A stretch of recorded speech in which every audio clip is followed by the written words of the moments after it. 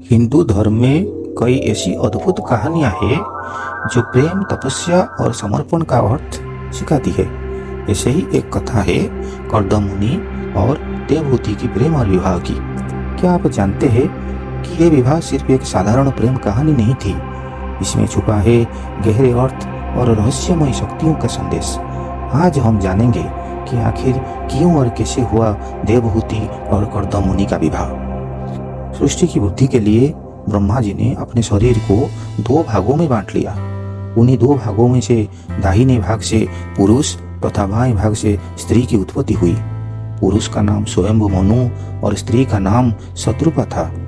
इन्हीं प्रथम पुरुष और प्रथम स्त्री की संतानों से संसार के समस्त जनों की उत्पत्ति हुई।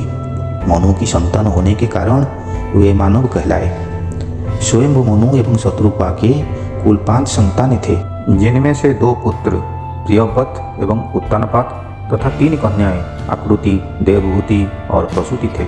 आकृति का विवाह रुचि प्रजापति के साथ और प्रसूति का विवाह दक्ष प्रजापति के साथ हुआ था। हिंदू मान्यता के अनुसार इन 3 कन्याओं से संसार में मानवों में बुद्धि हुई। देवहूति का विवाह महर्षि कर्दम के साथ हुई थी। कर्दम ऋषि की उत्पत्ति सृष्टि की रचना के समय ब्रह्मा जी की छाया से हुई थी। ब्रह्मा जी ने इनको आदेश दिया, सृष्टि का कार्य को आगे बढ़ाओ। कर्दम मुनि जन्मजात विरक्त थे, भगवान के प्रेमी थे, लेकिन पिता की आज्ञाकारी भी थे। इनका गृहस्थाश्रम में जाने का मन नहीं था, पर पिता की आज्ञा की मानना भी आवश्यक था, और तो इन्होंने बीच का रास्ता निकाला। कर्दम जी ने सोचा, पिता की आज्ञा का पालन तो करना है, इससे पहले कोई ऐसा काम कर लूं जिससे संसार में प्रवेश करने के बाद उससे बाहर निकलने का मार्ग भी मिल जाए। उन्होंने सरस्वती नदी के किनारे भगवान विष्णु की आराधना प्रारंभ कर दी। 10,000 वर्ष तक नारायण की उपासना करते रहे। सरस्वती के किनारे शंख, चक्र, गदा हाथ में लिए भगवान विष्णु प्रकट हो जाते हैं। कर्दम जी भगवान की बड़ी सुंदर स्तुति करते हुए कहते हैं, प्रभु आज आपका दर्शन पाकर हमें नेत्रों का फल मिल गया। आपके चरण कमल भव सागर से पार जाने के लिए जहाज है। जिनकी बुद्धि आपकी माया से मारी गई है, वे ही उन तुच्छ क्षणिक सुखों के लिए जो नरक में भी मिल जाते हैं, उनके लिए मरते रहते हैं।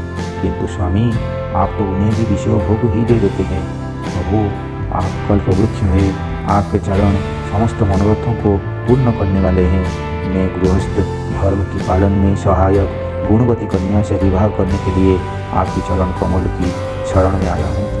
भगवान ने कर्दम मुनि को गृहस्थाश्रम में प्रवेश करने की अनुमति दे दी और कहा, मैं तुम्हारे लिए गुणवती कन्या की व्यवस्था करके आया हूँ।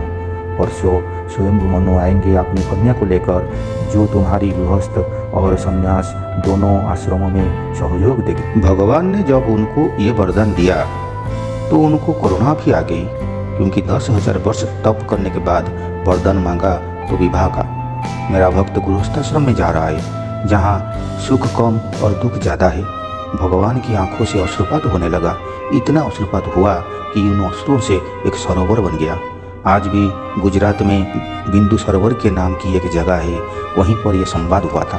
फिर भगवान ने कहा, मुनिवर तुम मेरा इतना तपस्या करके विवाह करने ही जा रहे हो, तो अपनी तरफ से मैं एक वरदान और देता हूँ। वहाँ मैं तुम्हारा पुत्र बनकर आऊँगा और संसार का कल्याण करूँगा। अगले दिन मनु महाराज देवी शत्रुपा और कन्या देवहूति के साथ कर्दम ऋषि के आश्रम में आए। महर्षि कर्दम ने देवहूति की विवेक की परीक्षा ली। उन्होंने 3 आसन बिछाए, सभी को बैठने के लिए कहा। मनु महाराज और शत्रुपा तो बैठ गए, किंतु देवहूति नहीं बैठी। तो कर्दम मुनि ने कहा, देवी ये आसन तुम्हारे लिए है, बैठ जाओ।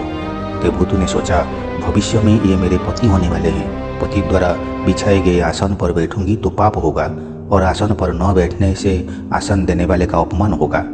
सो अपना दाहिना हाथ आसन पर रखकर आसन के पास बैठ गई। ये थी देवहूति की संस्कार। कर्दम जी ने सोचा, कन्या विवाह योग्य है। उन्होंने मनु महाराज से कहा, आपकी बेटी की प्रशंसा स्वयं भगवान विष्णु ने की थी।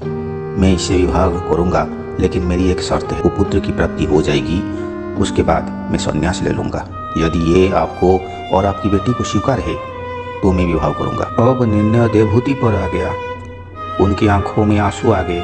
उन्होंने सोचा, अरे जिस महापुरुष का विवाह से पहले भगवान विष्णु ने दर्शन दिया, जो महापुरुष विवाह करना ही नहीं चाहता था, इसी महापुरुष का संग जितना भी मिले मेरा सौभाग्य होगा। मैं तो हमेशा सहयोग करूंगी। जब वो गृहस्थ में होंगे तो भी सेवा करूंगी, और जब वो संन्यास ले लेंगे तो कोई विरोध नहीं करूंगी। देवहूति और कर्दम का विवाह हो गया। देवहूति कर्दम के आश्रम में रहने लगी। कर्दम जी को भजन में इतना आनंद आता था कि वे कुटिया में फिर भजन में लग गए और इतना मग्न हो गए कि इनको ये भी याद नहीं रहा कि मेरा विवाह हुआ है। अब देवहूति जो महिलाओं की रानी थी वो रोज सेवा करती थी। जल लाना, पत्र पुष्प आदि पूजा की सामग्री एकत्रित करना, भिक्षा लाना सब करती है। बहुत दिन बीत गए। एक दिन कर्दम जी ने देखा कि कोई औरत मेरी सेवा कर रही है। कर्दम जी ने पूछा, आप कौन है देवी, इतने दिनों से मेरी सेवा कर रही हैं? देवहूति ने कहा, मैं आपकी सेविका हूँ, आपका विवाह हुआ है मेरे साथ। महर्षि कर्दम को सब कुछ याद आ गया। महर्षि कर्दम बोले, मैं तुम्हारी सेवा से अत्यधिक प्रसन्न हूँ, मांग लो क्या चाहिए। देवहूति ने कहा, कुछ मांगने के लिए मैंने सेवा नहीं की है, ये तो मेरा धर्म था। कर्दम जी ने बोले, तुम नहीं चाहती पर मेरी इच्छा है कि मैं तुम्हें कुछ दे दूँ। मैं तुम्हें मेरा आधा पुण्य देता हूँ। देवहूति ने कहा, आप शायद भूल गए स्वामी, आपने मुझे पुत्र प्राप्ति का वचन दिया था, इसको पूरा कीजिए।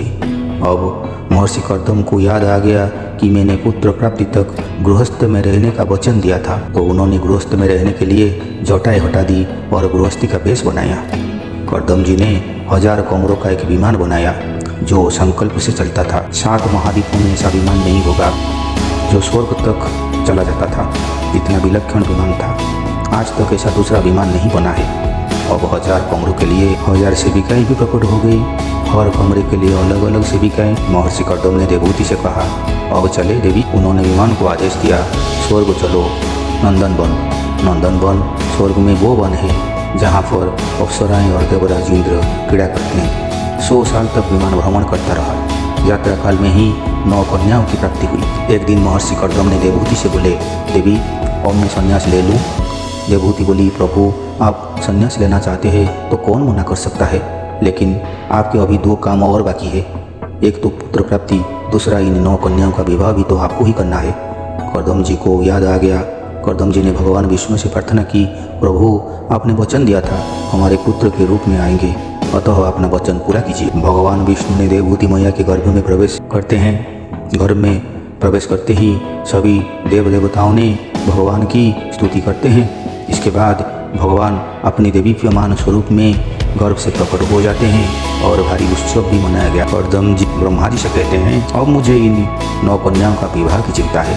ब्रह्मा जी ने कहा, तुम चिंता क्यों करते हो, तुम्हारे घर में तो स्वयं भगवान पधारे हैं, तुम चिंता करने के बदले प्रभु का चिंतन करो। ब्रह्मा जी ने कर्दम मुनि की उन 9 कन्याएं जिनका नाम कला, अनुसया, श्रद्धा, अविर्भू, गति, क्रिया, ख्याति, अरुंधति और शांति थे, उनका विवाह मरीचि, अत्रि, अंगिरा, पुलस्त, कुलह, क्रतु, भृगु, वशिष्ठ एवं अथर्व से कर दिया। अब कपिल भगवान सेज पर लेटे हैं। कर्दम मुनि ने उन्हें साष्टांग प्रणाम किया और बोले, हे प्रभु आप वास्तव में अपनी भक्त का मान बढ़ाने वाले हैं। आपने अपने वचनों को सत्य करने और सांख्य योग का उपदेश देने के लिए मेरे यहाँ अवतार लिया है। आप ऐश्वर्य, वैराग्य, यश, ज्ञान, वीर्य और श्री इन 6 विभूति से पूर्ण है। मैं आपकी शरण में हूँ।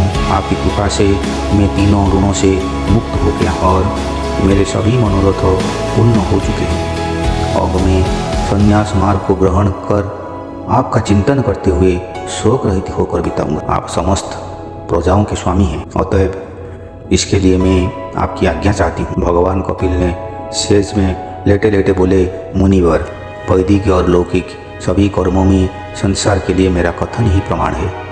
इसीलिए मैंने जो तुमसे कहा था कि मैं तुम्हारी यहाँ जन्म लूँगा, उसे सत्य करने के लिए ही मैंने यहाँ अवतार लिया है। मुनिवर मैं आज्ञा देता हूँ, इच्छानुसार जाओ और अपने संपूर्ण कर्म मुझे अर्पण करते हुए दुर्जय मृत्यु को जीतकर मुख्य पद प्राप्त करने के लिए मेरा भजन करो। कर्दम जी ने भगवान कपिल की परिक्रमा की, प्रणाम किया और वहाँ से जंगल चले गए। भगवान को आत्म रूप से अनुभव करते हुए वे अंत में भगवान को ही प्राप्त हो गए। तो ये थी कर्दम मुनि और देवहूति की प्रेम और तपस्या की कहानी। क्या आपको भी उनके विवाह में छुपा दिव्य रहस्य प्रेरणादायक लगता है?